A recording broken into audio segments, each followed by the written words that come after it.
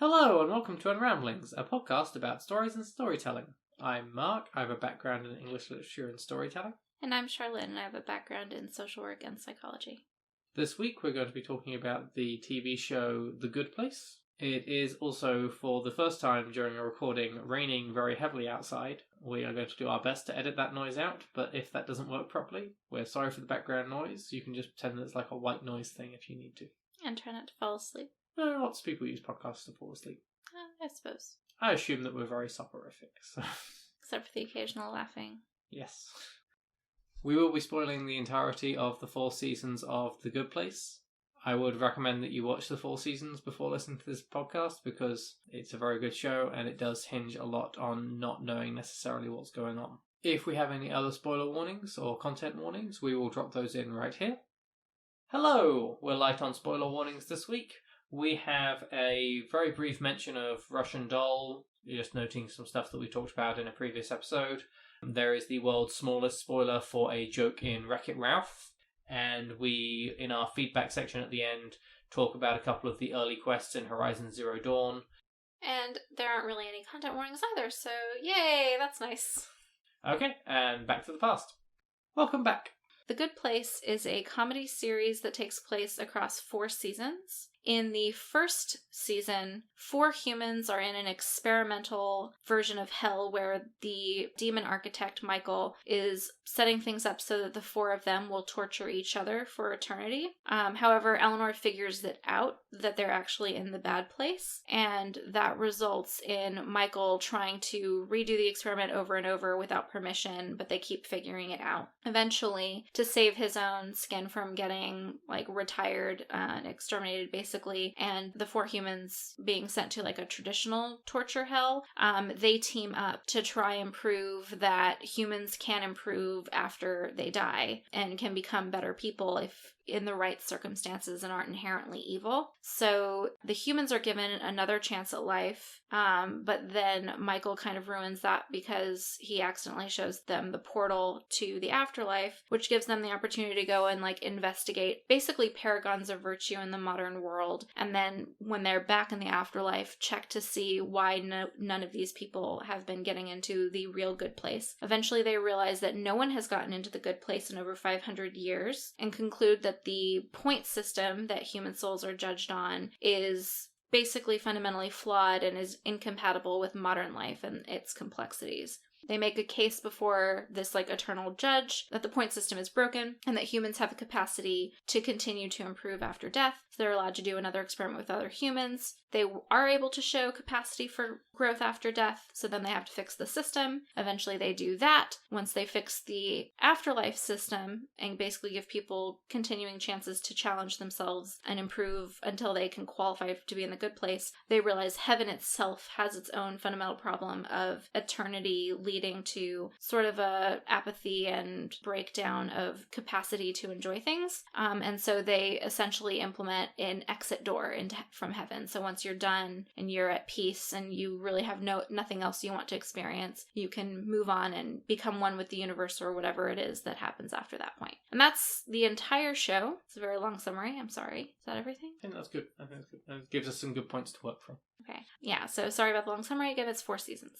Okay, I do want to preface this discussion by saying that while I believe we both have a basic grounding in philosophical works, neither of us are philosophy experts. We're not going to be speaking in great depth about the philosophy that takes place in this show. There is an awful lot of philosophical discussion. We will be touching on it. If you want a full comprehensive discussion of the philosophy in this show, there's a podcast put out by the people from behind the show. And a YouTube series as well. Oh, by the same people? I believe so. Oh. There is definitely a YouTube series that is just going through the philosophy of The Good Place. And the podcast is called Good Place Podcast? I don't remember, but it's hosted by the actor who plays Sean, the judge, or not the judge, the bad place guy, head guy. Yes. The bad place guy, head guy. The guy who plays Sean, which is Michael's boss from The Bad Place. Okay. Disclaimer made. Where do you want to begin? Well, we had some topics that we identified before we sat down to do this podcast. Yes, and which one of them would you like to begin with? I'm not sure. Do any of them flow into the others? Is there a logical order? So I think it makes sense to start with the storytelling elements on this series, and then we can get into some of the plot details a bit more later on. So a lot of the story is told through flashbacks, and we also see very similar events repeated multiple times because the world that the main characters are in gets rebooted multiple times, and they're sort of playing things out with slight tweaks. So I think that would be a good place for us to start this conversation. Yeah, I think that's a good one. As you're saying that, I was just realizing that the way that Janet evolves each time she's rebooted is a parallel type of mechanism with the way that the humans continue to improve as people through the successive iterations of Michael's neighborhood. Mm-hmm. They keep growing and changing, and same thing when they get their second chance at life. And the system that the humans ultimately end up coming up with Michael is for people to just successively go through, series of tests to challenge them in the areas that they're flawed in. And so it's that same kind of process of like each time you're put into the new situation to do things again, you're carrying over some of what you learned the time before and becoming a better version of who you were. Yeah. Like, loops are super important. Like, and they're not loops in that you don't do anything. It's kind of like with Russian Doll, where, like, you're trying to make some progress every time. And the previous experience that you had, even if you seem to be starting in the same place, you're not really starting in the same place because you are different. There's some essence there that's different. Right. Even if everything else seems to be the same. As far as a storytelling device, the flashbacks that you mentioned too, I think that those are used really effectively to provide context for why the people that you're supposed to care about in the series, to essentially like make you not hate them for their shittiness, like it's to make their horribleness make sense. Yeah, so like with Eleanor in particular, that we perhaps get the most view of her life before death. Yeah. Her life, I guess. Yeah. We get a lot of scenes with like her as a child and her mother drinking a lot and explaining how their family dog is dead and move on. Don't cry and be upset or you'll make me mad. Or really, you'll bum her out. Like, yes. She's already, like, it will be more of a burden to her if she also then has to do some emotional labor with you. Yeah, and it's interesting because you do get to see both of them being really shitty, and a lot of the time you see how shitty they were first, and then around the time that you might, like, write them off as just trash human beings that are just like, oh my god, what an asshole, that you might have a harder time empathizing with them, you also get that context of, no, this didn't come out of nowhere. Like, talking about, her parents, Eleanor's parents were super neglectful and emotionally unsupportive, and then Tahani's parents were emotionally abusive to an extreme degree, and so it kind of takes the edge off of some of their most insufferable qualities. It's interesting that we don't really get an explanation of, like, it is through flashbacks, but we don't get an explanation of Chidi's flaws, or like the origin of his flaws, until fairly late in season 4.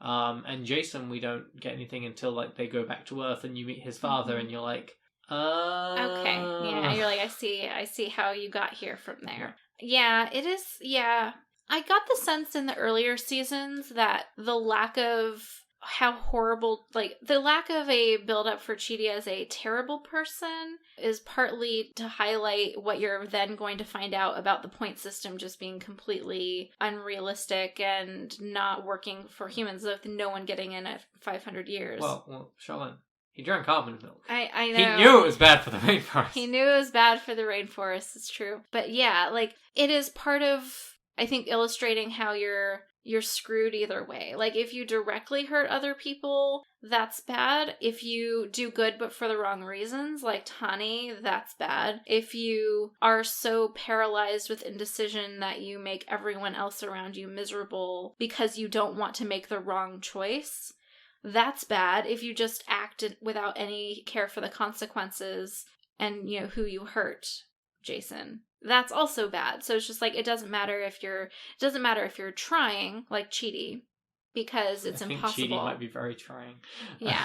It doesn't matter if the consequences of your actions are good, like Tahani's. And it doesn't matter if you have no moral principle grounding to work from if you are essentially acting on your programming, like Eleanor and Jason to an extent. Like, you're still screwed.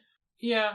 And I mean, I think to highlight your point, and I know we've got a little bit off topic, I think with Chidi, it's very evident that it's such a minor problem that he is indecisive that they have to take it to such an extreme of ridiculousness. Mm-hmm. That's how words work. To make it be a feasible bad thing to get him into the bad place. Well, it's because he gets to the bad place because of the consequences of his inaction. Tahani gets to the bad place because of the motivations behind her actions, etc. It's like I said, it's the damned if you do, damned if you don't situation.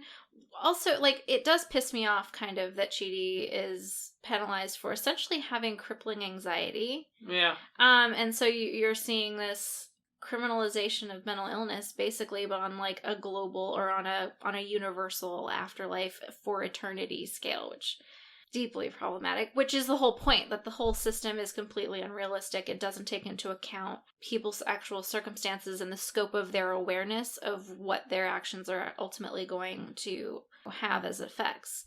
But we've, as you say, we've gotten off topic. But talking about the flashbacks and things like that, like, they, I think, serve to give you some insight as to, like, okay, this is why this person was shitty, or this is why this person was a shitty force in the universe. Yeah. Even if they themselves aren't a bad person, like Chidi, but also give you that context of the world around them that made that a thing for them. See, I think that particular use of flashbacks is interesting, and it does build a lot more of the characters up for you when you meet them when they're already dead. Mm-hmm. But it is a fairly mundane use of the flashbacks. Mm-hmm. I think possibly the more interesting aspect of it is the way that some of the flashbacks happen within the story. So you have characters learning about how they died, or learning about things that they did in the past iterations of themselves, Mm-hmm. to get a more complete understanding of themselves. I just thought that was an interesting use where sometimes it's you're learning that Tahani died because she pulled a statue of her sister down on herself. Mm-hmm. In Cleveland. Of course. Which was the worst part, clearly. You're learning that, but they're also learning that, and you get to deal with the characters' realizations of what that means. So, not the dying in Cleveland part, I mean. But then it sort of comes to a head when you have sort of Chidi in season 4 when he gets his superpower of confidence. Mm-hmm. And it's the result of having 800 versions of himself downloaded into his brain, like an ultimate flashback. And it makes sense that would result in his no longer being so paralyzed by indecision, because he has 800 lives of decisions that he's made. He can aggregate the data and come at the, like, algorithmically correct choices, like we have to order the tiramisu. He knows because he's lived 800 versions of The Good Place and knows what he actually wants. I mean, to go off topic again, just talking about Chidi, you characterize his anxiety as mental health. Mm-hmm. In the show, it's set up as almost explicitly not mental health as an issue, I would say, because you're shown the birth of his concerns, and it was his ability to convince his parents not to divorce, gave him this certainty that there was a correct answer to every problem. Which is probably wrong, and put him in a position where he was like, well, I shouldn't do anything until I know what the correct answer is, because what if I pick not the best answer?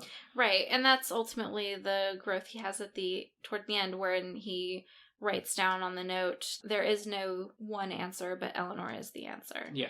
So realizing that he had been wrong in all of those option paralysis things that he dealt with his whole life, that he couldn't really arrive at a single correct choice for everything.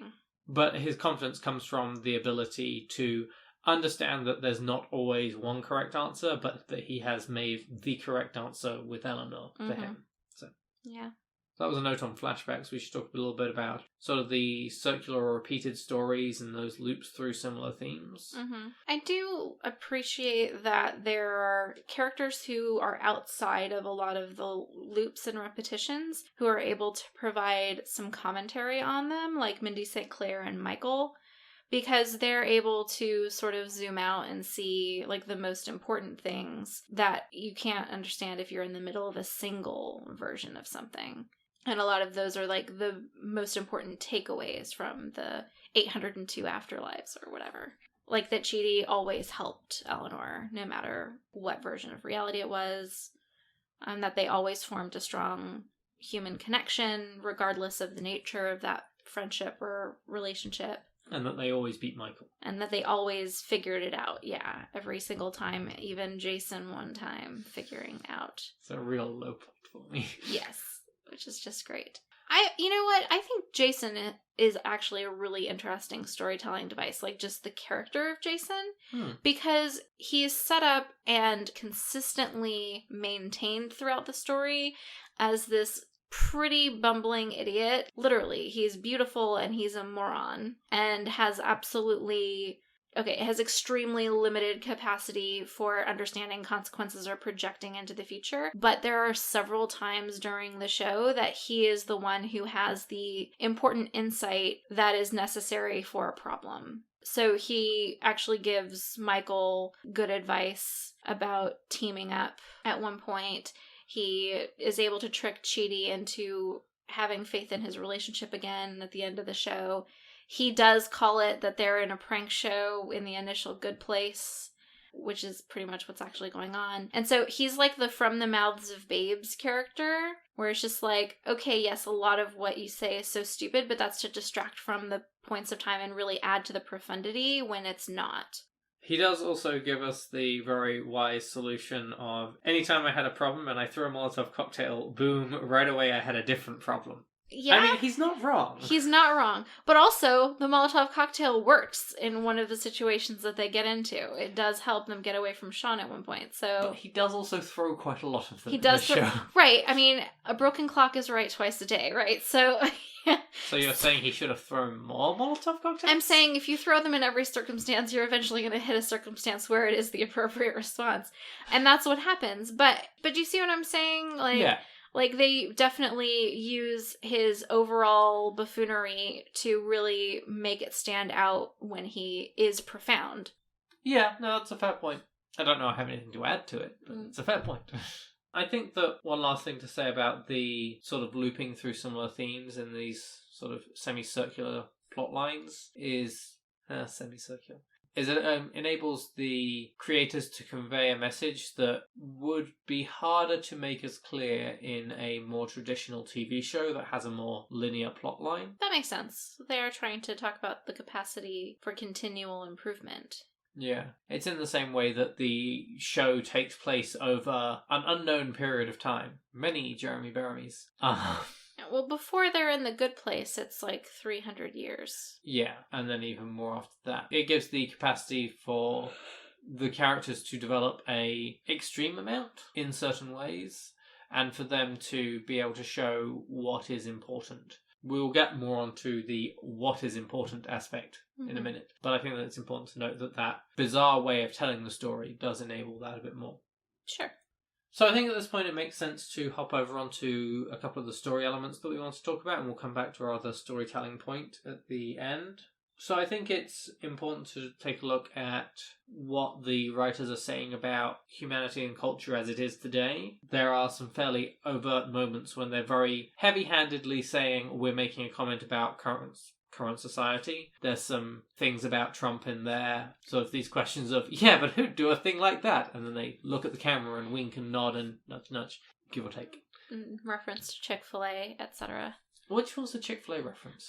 When the judge goes to Earth, Eleanor is trying to explain to the judge why, essentially, like, you cannot win with Earth. Like, no matter what choice you make, it's terrible. I can't remember if it's Jen or Eleanor, but one of them says there's a chicken sandwich that's delicious, but if you eat it, it means you hate gay people. Yeah, I think that's Jen. Yeah. The judge. And it's just like, well, what the hell? Like, what? Yeah, which is exactly where I want to go with this, which is the commentary on the fact that life has become so complex. The point system that they're talking about in the show hasn't let anyone in for 500 years because 600 years ago, if you ate a tomato, you'd probably grown it in your backyard or like you'd bought it at the local market, whatever. And there wasn't a huge chain of events there. I think tomato is a bad example. Yeah, you're probably right. Because New World fruits. Because New World fruits. Okay. So 200 years. The example that I think I saw, I think it was in TV tropes, 600 years ago, if you gave your grandmother a bouquet of flowers, you probably spent some time picking them in the countryside or in your garden, and you gave them to her. But if you do that now, you probably supported like a whole infrastructure chain that includes a whole lot of pollution and potentially some like child or slave labor or whatever, with people not being paid enough to live on, to harvest flowers in fields, etc. yeah. All of this stuff, and stores that don't pay their employees enough, etc. So yeah, that is the example that's used in the show. You're right. Yeah, like you're complicit essentially in a whole lot of other inhumane practices that you may or may not know anything about, and also may or may not feasibly be able to avoid if you want to, say, feed yourself. Right. And it's fascinating to me that the show manages to take roughly 3 seasons setting up a mainstream show where they can have that conversation. And what it comes down to is the issue of there is no such thing as ethical consumerism. There are degrees of ethical consumerism. We certainly try our best to not support shitty business models, but you can't not in this world without becoming very isolated and essentially reverting in a lot of ways to a much simpler level of subsistence. I mean, even if you take it down to a base level of things, if you live in a house that is connected to utilities, the odds are your utility companies don't treat their workers well. So if you take yourself off the grid and live in a field, you'll get a letter fining you because you're not connected to the grid. This, of course, the things that we're referencing are for America particularly, which is where the show's written. I don't know the full details on these issues in other countries, but global society, I'm sure there's a decent track of problems in other countries too. Yeah. Any country that has Amazon in it has these problems. Yeah. I mean, how many times have we realized there's another thing we need to not buy because it's secretly part of Nestle, which we try to avoid supporting? It's like, it's not even just that all of these things are connected, but a lot of those connections are intentionally obscured from like the consumer's awareness and just everyday existence. As you say, like they did a lot of legwork to lay this foundation to be able to say, no matter what choice you make, you're probably becoming part of a chain that hurts other people. Which I think is impressive. I'm aware that Michael Schur, the creator, was sort of given a blank check with at least the first season of this show and did take it where he wanted to take it in the end. Like season 4 was the final season because that was how much he wanted to bring it to its conclusion, and that was it. Which I respect. Yes. There are definitely other shows I have watched and enjoyed and got to a certain season and it's like, you hadn't planned this far ahead and this it shows. Yes. Yeah. But no, I think it's skillfully done to bring that as a story element into something that's so mainstream and fun, and something where you wouldn't expect to necessarily be confronted with that particular issue just from how much our society has progressed. And I mean, it's not like a footnote. There's the throwaway comment about Chick-fil-A. And I mean, there are some things that are more major.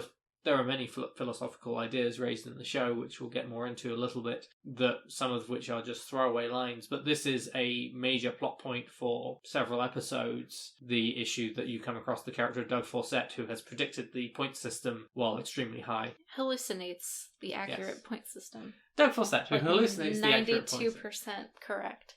Even when he has a full understanding of it, he cannot abide by the point system in a way that he would get into the good place. And he tries to, by like being off the grid and using a composting toilet and like doing as much as he can to extricate himself from all of these larger infrastructure and chains that are exploitative. Yeah. Although we argued about this at the time, but also weren't his motivations corrupt, much like Tahani's? It was like Tahani was raising money for charity because she really just wanted to prove she was as good as her sister to her parents, which is not a good reason to be doing good things. Doug Forsett was not necessarily trying to do all good things and not do bad things because of their inherent goodness and, wanting to do good in the world and not do bad in the world, but because he was aware of the point system for the most part and was afraid of going to the bad place. Yeah, but the show seems to ignore that point. They do, which is very frustrating because they make such a big deal about motivations being corrupt, precluding you from actually accruing any sort of goodness points, no matter how great you are, no matter what the consequences of your actions are in other parts of the plot before that. That did annoy me as a plot hole that still bugs me. It'll be okay. Will it, though? Will it? Did you have anything you want to add on that plot point? I don't really have a lot to add about that. I think that it's very clear that that's what they were talking about, and I agree with you that it is awesome to see a show that is primarily an entertainment show. This is not the type of medium that you normally get a big philosophical and critical essay from, about some of the deepest flaws in the way that we run the world, a lot of the problems in our systems. And so it is really cool to actually have something mainstream take that on. And it does manage to tackle a decent number of these things. I think that's one that I particularly appreciate. But I mean, you mentioned it's a very, very big thing throughout the show that your motivations need to be for the right reason. And there's a whole stream of things, one of the ones that's been going around recently is people saying, don't video yourself giving food to homeless people because you're looking at me blankly as if you know nothing about this. I have no idea what you're talking about. Oh, there was a trend of people videoing themselves giving food to homeless people and posting it as a, look, I'm doing this good thing. Which, sure, you're doing a good thing by giving someone food, but at the same time you're doing it for your own self-aggrandizingness. Yeah, self-aggrandizingness, and also dehumanizing the person in the place. Well, not even just that, but you're also exposing their homelessness to a wider audience, and they may not necessarily want themselves out there in that context. That's probably not their best day, and probably not the situation in which they necessarily want to be, have their image proliferated, etc. Yeah. That's not cool. Yeah. But that and similar things of, if you're going to do a good thing, do the good thing, but you don't need to post about it on social media, necessarily. Yeah. So it hits some points. Yeah, definitely. Should we go on to our next point? Sure. Another important central idea that kind of goes through this story in a few different ways is this recurring idea that in a lot of ways who we are and what our flaws are informed by our environment and our experiences growing up and those sort of lessons that we learned about how to get along in life that way. But also as it goes on, it starts to emphasize more and more that yes, that might be a big part of how you start, but you always have the capacity to grow and change, and also you are yourself an actor in shaping that environment. And in particular with the other people that you bring into your life and the type of things that you want to prioritize, you can grow and change and adapt and become a better person, most effectively through strong connections with other humans, with other people. Yeah, I think that the important part of that is that you do have to have that little push. It might not be a big thing that has to be there for you, but if you're shown a certain way of being and never given another way to think about something, then you're not necessarily likely to challenge those ideas. Because that's the whole thing with when they go back to Earth, and the argument is, in this place where we had these good influences from, say, Chidi, on Eleanor, mm-hmm. Eleanor was able to improve. Back on Earth, Michael is able to give her a couple of pushes in the right direction. Right, which is interesting because she starts off, continuing on in a bettering herself direction at the beginning of that second chance, but then she is punished by her environment, which is the same environment that led to her being kind of a dirtbag before, kind of punishes her back into that same mold, and she concludes that there's no point trying to be a good person because the world just shits on you. There's always a reason that the thing that you're doing is not as good as you think it is, and is going to come back to bite you. And so she gives up, and it's the push that she gets as somebody who does encourage her to reflect back on like why she wanted to be a better person in the first place and think about those ideas again, and that inspires her to seek out Chidi and continue working in that direction. But so it all, that one in particular I really like because it does show that that environment's going to try and keep you where you were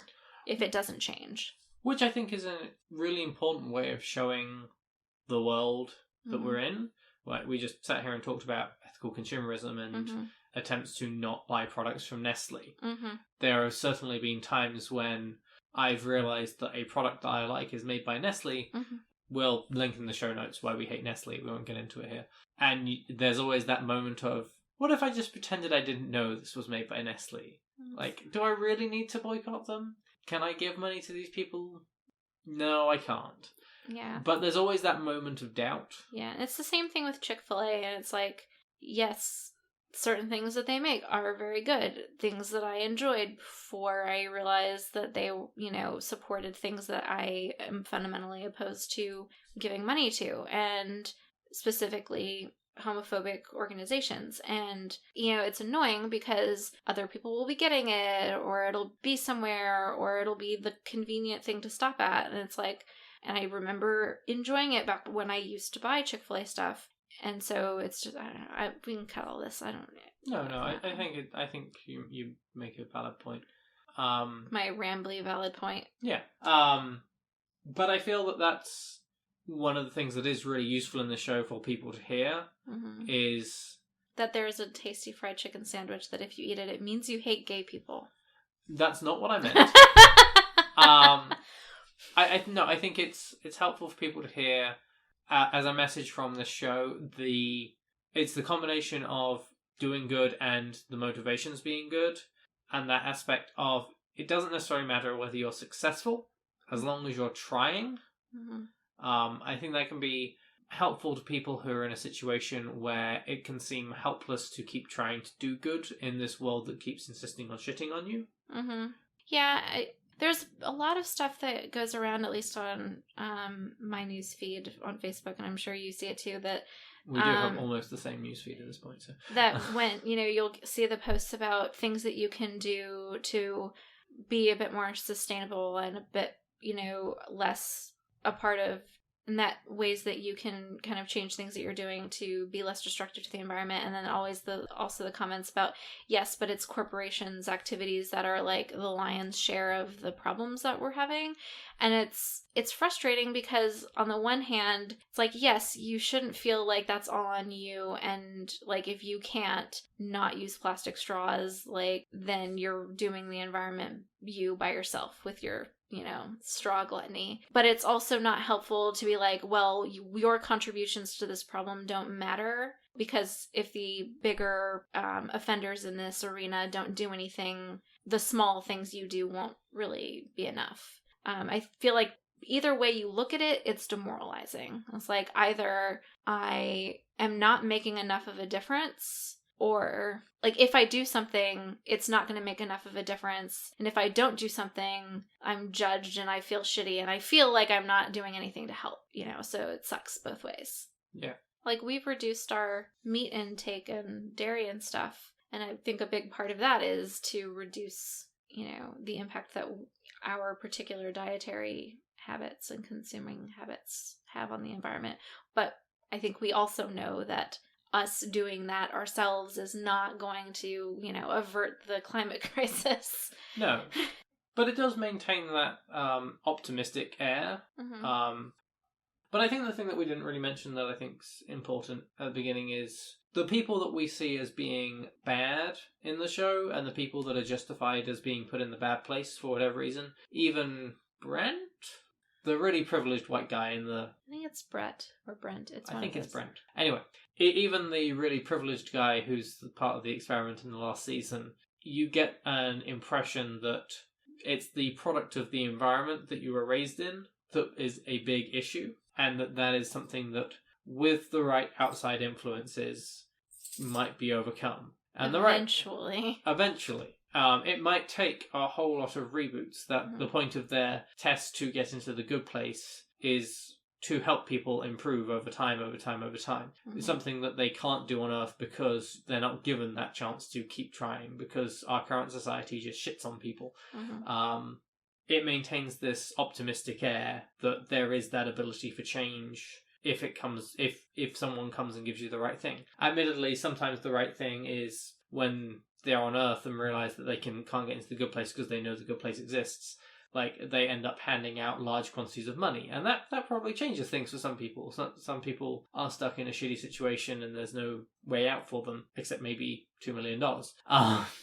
But with the right outside input. Yeah, and I think a big part of why it is able to maintain the optimistic sort of atmosphere and overall sense is that the bottom line isn't about the world, it's about individuals. And so it's about, it doesn't matter if there's the emphasis that even if none of your choices are going to be net positive in the world, you yourself are not a bad person for those choices. If you yourself are consistently trying to make the best choice you can with the information you have and the options you have available. It's that, it kind of reminds me of in Wreck-It Ralph when Ralph is at the bad guys support group and Zangief is like, you are a bad guy. That doesn't mean you are a bad guy. It's like, you are a bad guy as in we are all bad guys in terms of our role in consumer culture.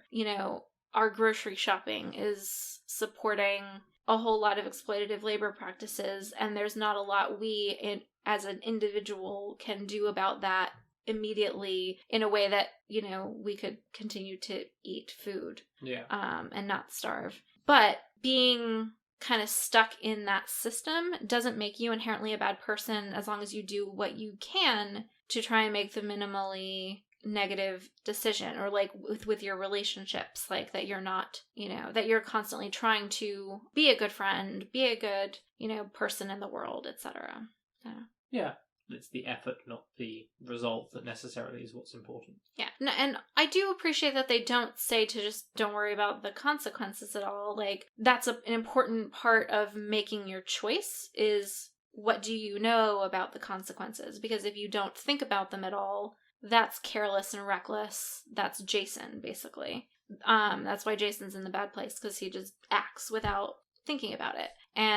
But if you know the consequences of different options and you choose the better one, then you yourself are not at least trying to be a bad person.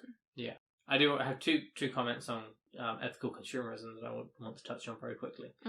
One is that it's not always feasible for a person to choose the better option when they're looking at purchasing things. If you're standing there and there's one thing that is ethically not great and there's another thing that's ethically better, but you only have enough money for the one that is ethically better. Eggs, as a simple thing. It's best to buy pasture-raised eggs. The chickens are treated more humanely. They're able to wander around. They're fed properly. There is also factory farm eggs where they are barely alive. The pasture-raised ones are more expensive to produce, so they're more expensive. If you are not in a position where you're able to afford to buy the fancy eggs, you shouldn't be punished for that. Right. If it's a choice between being humane in terms of the life of those animals and feeding your children, that's a difficult decision to make, and it's hard to condemn someone for that. Or it should be. Yes. The other thing was, I do want to question the idea that, some of these things weren't an issue more than 500 years ago. I have this wonderful image of the person picking up the thing at the market and taking it home, and then they lose points because it turns out it was brought back from the Crusades or something. Or, slave labour was involved in its creation. Yeah. Because slavery's been around a while. Yes. And it's always been bad. Yes. Well, I do me. think that they say, Jefferson went to the bad place because of slavery. Right, but everyone in the last 500 years did, and that's... And that's true. That's within the last 500 years, because our country is very young. In fact, actually, what it means is that there's no Americans in the good place at the start of the good place. Yeah. There's no... colonists. Yes. No American colonists or their descendants. Cool. Yeah, I do have an issue with the statement in The Good Place that no one had gotten into the good place in 521 years as a result of the interconnectedness of modern society and like how you can't avoid, downstream consequences basically of what you're doing. Because there are still people who live in isolated and self-sufficient communities, and there are Amish people, there are native groups, indigenous groups that still maintain their historical ways of life that can't all be assholes. Like, I don't understand why none of those people are getting into the good place. But I digress. You make a fair point. Are they getting burned because they're not giving their children and sick people in their community access to like modern medicine and things? Like, are they being burned by the availability of things? I don't know. That only counts for people who know modern medicine exists. Does it? It should. Because people are getting downstream issues for exploitative shit they don't know is part of the supply chain of things that they're doing. So, like, it seems to be no matter how, like, whether you're aware of consequences of your choices or not, or the existence of better choices or not, you're still fucked. So maybe that's what it is. Maybe it's the Amish people are being burned by refusing to take advantage of or give other people the opportunity to use modern improvements in certain things, like medicine or whatever. I have no idea. But it seems weird to me. Yeah. Just another proof of the unfairness of the system, I guess. They fix it, it's fine. They do fix it. But they have to take you into a perfect system where you're already dead and there's no living exploitation connected to any of your choices. Shall we move on to our other storytelling point? Did you have anything else to add? Just thinking about that, basically it's one of those experiments that only works. The results you can only get under experimental conditions. So the real world is too complicated. Anyway, if we assume this human is a point of mass in a vacuum. Yes. This works in a gravityless vacuum. And so, let's try it in not that and see what happens. We expect the same results. Okay, so to move on to our last storytelling point, which is somewhat of an overt one, is the sort of philosophy as storytelling. Yeah, like they literally set up chalkboards and classroom orientations for like numerous episodes. Yep. There is an episode that devotes itself to explaining the trolley problem. Which is a great episode. It is. I believe it won an award. I believe it. I think it's fairly common that you'll have a show where you can sit there and go, oh, they're espousing this idea. Mm-hmm. I know that because that's what we do on this podcast, is we go, oh, they're talking about this idea. I think it's probably rarer that you can tie it directly to a philosophical work and go, oh, this episode of Supernatural is espousing Kantian theory.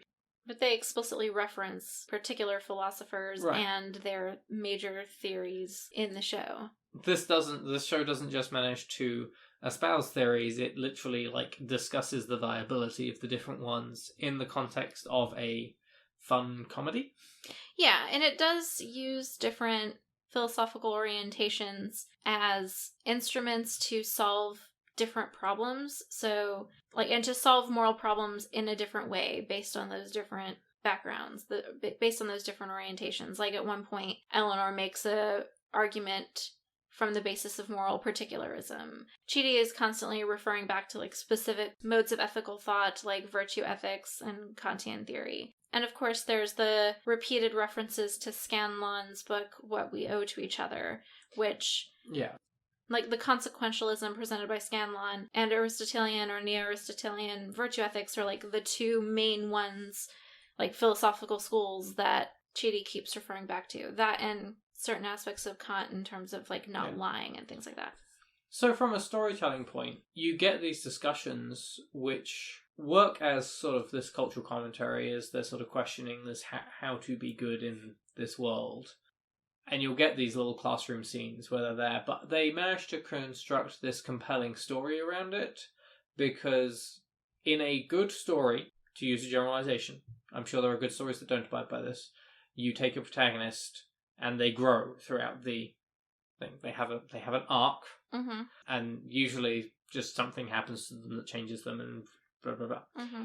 For this, that arc of changing is of getting to be morally better. And it is, particularly if you take just season 1 to look at, it is an arc that is deconstructed throughout the entirety of the season of how is this person getting better? Let's view this getting better, in quotes. Mm-hmm. I'm never going to get used to the podcast medium and not being able to make air quotes with my fingers. Mm-hmm. I mean, I can do it. It just doesn't mean anything to them. But they are able to tell a story that goes through all these stages while deconstructing it here. So usually it's our job to go, oh, she's going through these stages, but they're within the story taking it down. I think I just said the same thing 4 times. I'm very sorry. I think I know what you're getting at, and I think that the reason that they're able to do this and like have the story be so explicitly about what it means to be a good person, how one becomes a better person, is because usually in a story arc, you have the protagonist person or group or whatever, and you have the big problem that they have to solve. And in the course of solving the problem and having challenges in the way, they become better people as a side effect. But in this story, the problem is that they're bad people. So you're able to really talk about what that means and how that happens, how one is a bad person, what it means to be a bad person, how to, in order to break down the challenges inherent with that and attack it head on, instead of having people just sort of absorb the overall them being less shitty over time through more subtle cues. Yeah, that's fair. The problem is they are bad people and they need to not be bad people. So you can explicitly talk about it. I don't know that it's unique for that.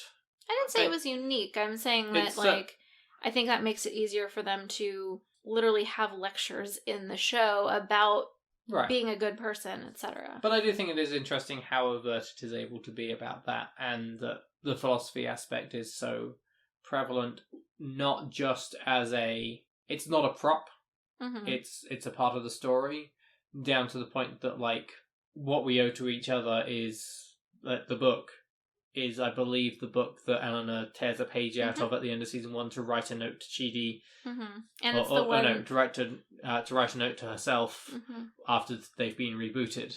Mm-hmm. Yeah.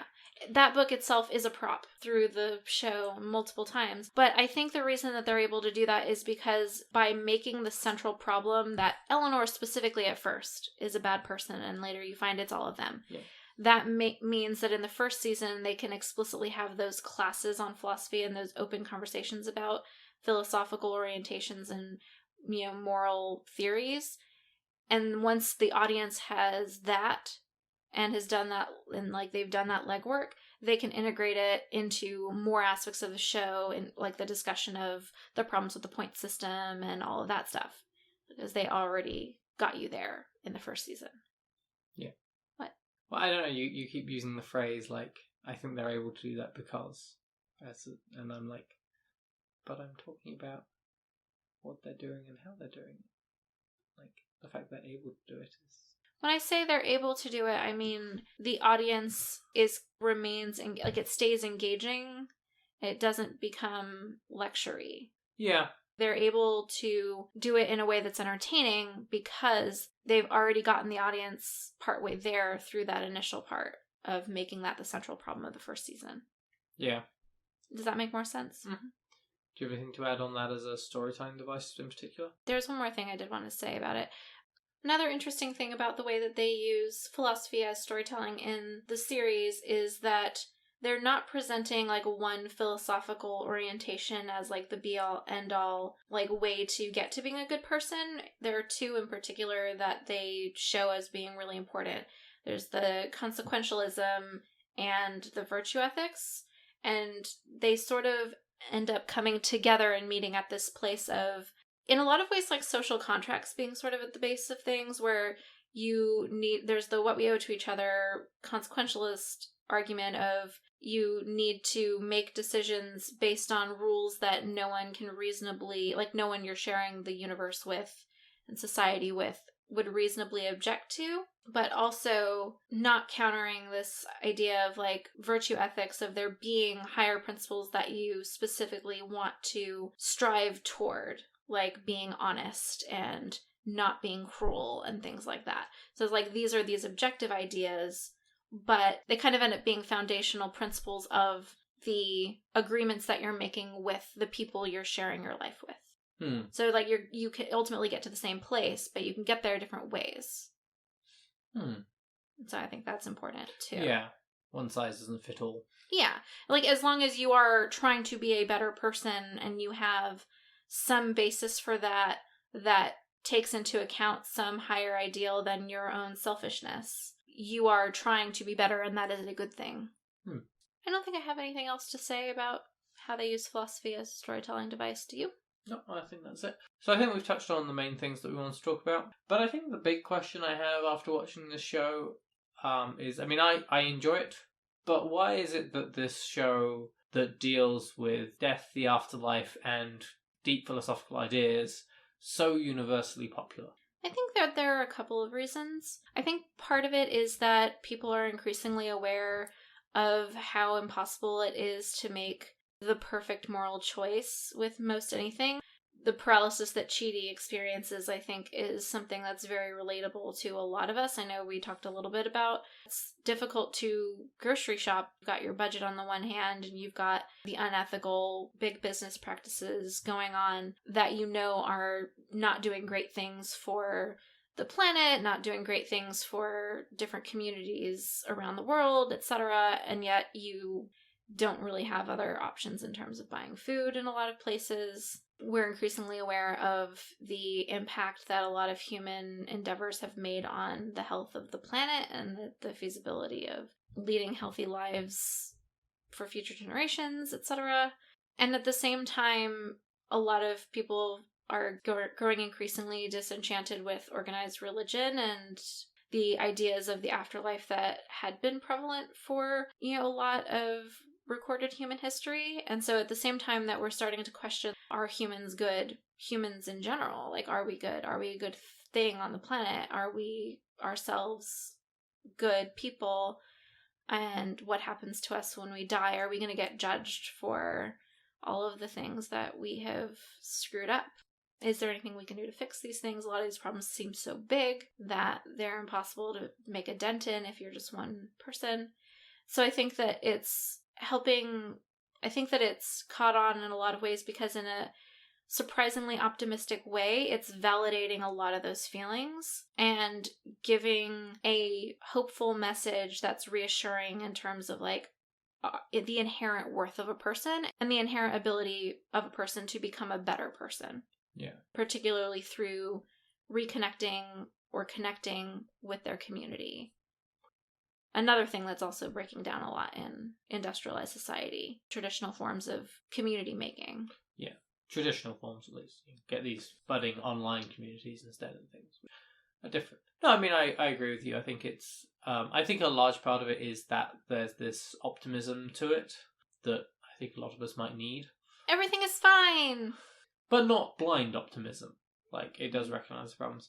I think culturally, I agree with everything you just said. I mean, I don't think we should discount that the writing is great and the casting is amazing. The chemistry, I'm doing my air quotes again, between all of the actors, like particularly with Kristen Bell and Ted Danson and William Jackson Harper. Like, those three, the way they interact particularly is perfect for the show. And with Jamila Jamil and Manny Jacinto's both have these, what's the term? They're almost like set-piece characters. They're very strong just in their own way. They're going to come in and do the thing around everyone else, and it's just delightful to watch. Mm-hmm. Or lightly painful, but in a fun way. Yeah. And Darcy Carden is so fantastic. Darcy Carden's great. I think she won an award for that Janet episode. She did, yes. So I think it is that combination of managing to be a well-written, well-acted, light-hearted joy that is also very emotional, particularly the ending. But I think the fact that it manages to hit all those cultural notes in a way that I think speaks to a lot of people right now, one way or another, is really important. I read an interview with Ted Danson that he did fairly recently, just after the end of the show, and he was talking about the fact that like he'll be walking down the street and like 12-year-olds will come up to him and be like, oh, it's this, that, and the other, and be walking through New York, and a construction worker will like duck out and be like, hey, like, I love the show, sort of thing. But how many people tell him to take it sleazy? I hope a lot. I hope a lot. I was going to say I hope not too many, but I don't think for Ted Danson there is too many. Yeah. I think he would appreciate it every time. I might be wrong. Or maybe that's just what he responds. I don't know. Anyway, I think that's a good answer to our big question. Mm-hmm. I think the bigger question is, do you have a bigger question? I think the bigger question is, what is the shittiest thing any of the parents in the show have done? Oh. No. I think the bigger question is, whose parents were the shittiest in that show? We get very little of Chidi's. They don't seem to be bad parents. Like, No. he's not in the bad place because of his parents. So I think they were the least shitty. I feel that Jason's dad probably gets off on the motivation clause. Like, he was a shitty dad because he didn't have...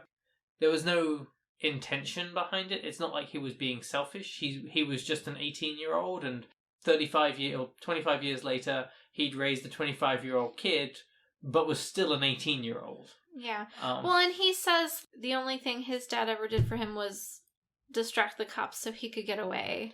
Yeah. And so, like, you definitely get the sense there's some intergenerational patterns going on there where, like, his dad was also young and irresponsible and not a good role model, like, not a particularly parental influence. I think it comes down to Tahani and Eleanor's parents. I agree. I totally agree. They're both so bad. It's difficult because Tahani's parents show extreme favoritism and emotional cruelty, like, just straight up. I mean, like, and almost maliciously. Mm-hmm. They do sort of repent after going through the Good Place test a whole bunch of times. Well after Eleanor and Chidi's parents are, like, getting along great in the Good Place. Yeah. Or at least her mom. Her dad's not mentioned. Maybe he's still going through the iterations when she moves on. Eleanor's parents are extremely, extremely self-involved. Mm-hmm. And having a child seems incidental to their lives. Mm-hmm. I don't think it's good. I think it's Tahani's parents are the worst because they're the ones that are strictly cruel. Yeah, Eleanor's parents are thoughtless and, as you say, self-involved. They really just should have given Eleanor up for adoption. They didn't want to be parents. Yeah. But, I mean, well, I don't know. I shouldn't say that. No one can make that decision for anyone else. But they just didn't seem to actually want to raise a child in that they didn't do that at all. And she gets emancipated at like 15 or something. So, yeah. Yeah. Tawny's parents spell her name wrong in their will. Yes. Tahani's parents are terrible. Yeah. Who spells their kid's name wrong? Especially when you are wealthy enough that someone probably could have corrected that for you. No, don't. It'll be hilarious. I'm not sure if I should be offended by that. Should you? The faux British accent. It is vaguely a hint of a faux British accent. Not much of one. Well, you said it. More of a vague hint of an impression of Tahani's mom. Do you have fun facts? I do have fun facts. Do you want me to go first? Yes. Mostly because I don't think I have any fun facts. Okay, so I have a few different fun facts, many of which are linguistic or name fun facts. Some of those are pretty great. First, while we were talking about Jason in Florida, Jianyu Li, the monk that Jason is initially mistaken for in The Good Place, that name actually means in jail in Mandarin. Which is pretty great.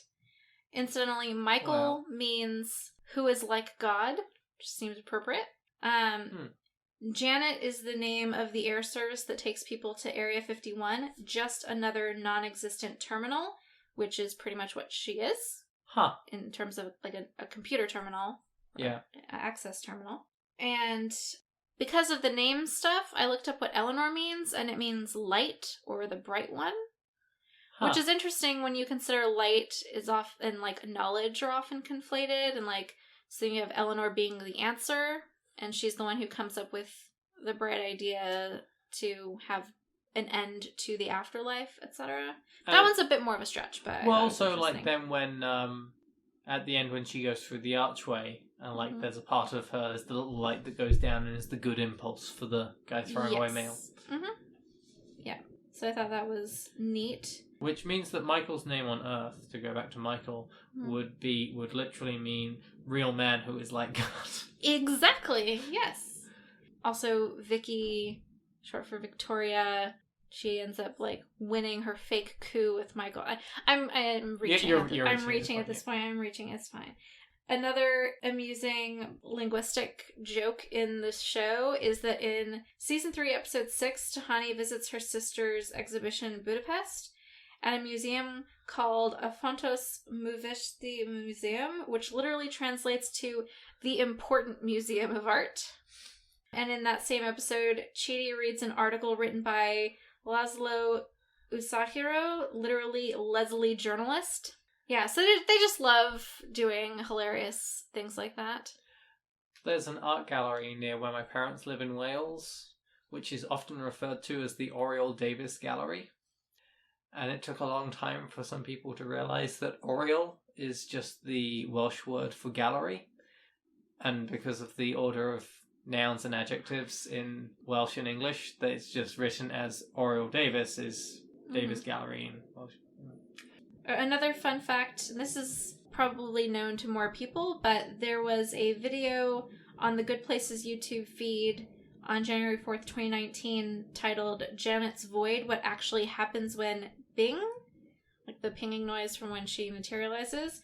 And it's just 5 hours of Janet standing around in her void, occasionally disappearing. But YouTube commentators noticed that her disappearances were about the length of the episodes. Huh.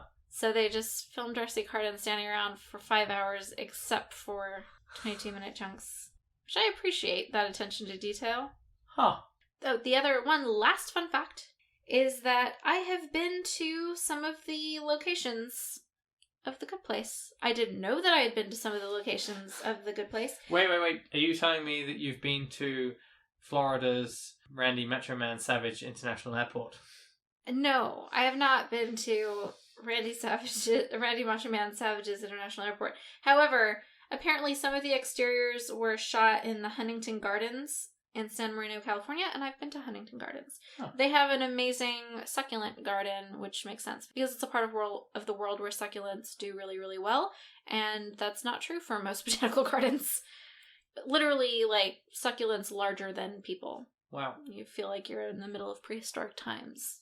I could go on. There are a whole lot of fun facts about the show just because there's so many little inside jokes and things, but why don't you tell us some? So the show actually had 2 philosophy professors consult with them, one of whom... Oh, I should have pulled up their names. Well, one was Scanlon, didn't Scanlon consult with them? I know he knew about it, like that he was being used in the show. I don't think he was one of the main ones. Okay, well, he definitely was aware that they were referencing him in the show. Here we go. The show used 2 main philosophy consultants, one of whom was Pamela Hieronymi, and the other one was Todd May, which is an easier name to say. They have an interesting disagreement about whether in the final season, the idea that if life were just eternal bliss, you would go crazy, or whether you would just be fine and you would enjoy immortality, which I thought was interesting. But they also both have cameos in the final episode. When Chidi is giving a lesson and a guy makes a point and Eleanor corrects him and he says, well, it's my book. It is his book. That's Todd May. That's pretty great. And she does say, like, he did write it or something. Yeah. And then the woman who's sitting next to Eleanor, who is going to present the next class, is Pamela Hieronymi. I imagine it's like Hieronymus, but yes. Hieronymi. And she says that she's going to be, Chidi says she's going to be teaching the trolley problem, and she says, bring ponchos, it gets messy or something. Yeah. She actually, did a lot of the groundwork for the trolley episode. Oh, cool. So that's why there's that nice little callback there. That's cool. I like that they did that. The other fun fact I have is that there's some question over whether Michael finds love in his life on Earth. There is? There is, apparently, because you sort of see a few snapshots. He is of the opinion that he does, and that was Michael Schur's intention, because the person that plays the guitar teacher, who I know is a comedic actress anyway, is actually Ted Danson's wife. Oh, that's cute. So there's a nice little moment there there's an implication that maybe they have a thing. So. Oh, that's adorable. Okay, so before we sign off, I do have some feedback / follow-up from our last episode on Horizon Zero Dawn. Okay. Amanda Dawson from the UK pointed out that we were wrong.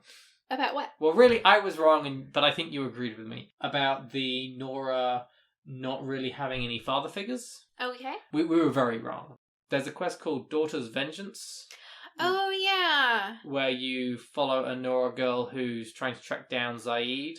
Yes. Who killed her father. Right. There's also a quick quest near the start of the game called In Her Mother's Footsteps, where her father asks you to track his daughter down after she's gone to retrieve her mother's spear. Yep, I remember that too. And I think that it's... Those are both early game quests, so it makes sense that we would forget them. Yeah, but I mean, it's also that's where a lot of the Nora quests take place. Yes. So I think there's probably a couple of other ones as well. So we were wrong. I'm sorry. Thank you, Amanda, for pointing that out. She does also point out that it's interesting that it is usually the daughters that then seem to go out questing either to get the spear back or to kill Zaid. Like, it's her brother who's like, she went and did this thing. I'm still here. She went and did the thing. So there's still that element there. But we did make a small hiccup there. Yeah. So please discount everything we said about the fathers in the previous episode. They clearly do have a name for them. Yeah. Anyway, next week we are going to do a bit of a different episode on a recent movie. It'll maybe be a little bit a small review aspect to it, as well as our thoughts on its story and storytelling elements. That's going to be Birds of Prey, the latest DC movie. We just saw it the other day and we have stuff we want to say, so we're going to say it. And maybe you guys will listen. We'll see. That will be posting next week. We will be posting a full schedule for March and April very soon. I realise that I've said this before, and this time I'm telling the truth. I promise. And it's mostly Charlyn's fault. It is not! Liar. But we will be starting off the first week of March with the first book of the Mistborn trilogy. We did a bit of a poll online to see whether people would rather that we did one episode for the entire trilogy or one episode for each book. And it was overwhelmingly that we should do one episode per book. So we're doing that and we'll see how it goes. In the meantime, you can see that schedule when I post it, which will hopefully be soon, on our Facebook and Instagram at Unramblings, on Twitter at UnramblingsPod. You can also email us with any feedback or follow-up thoughts that you'd like us to add, as we just did, at unramblingspodcast@gmail.com. And we encourage you to use the hashtag Unramblings to talk about the show and what you're thinking about it and get a bit of discussion going on social media. Thank you for listening to Unramblings. We hope you'll join us next week.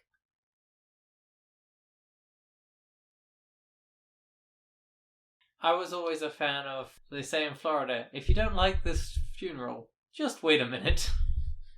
Yeah, it's just so terrible. Delightfully dark. What was the first stage of grief? Graffiti on a Red Lobster bathroom is the first stage of grief, right? I think just a Red Lobster in general. Just going to Red Lobster? Or just graffitiing a Red Lobster? Yes. Okay.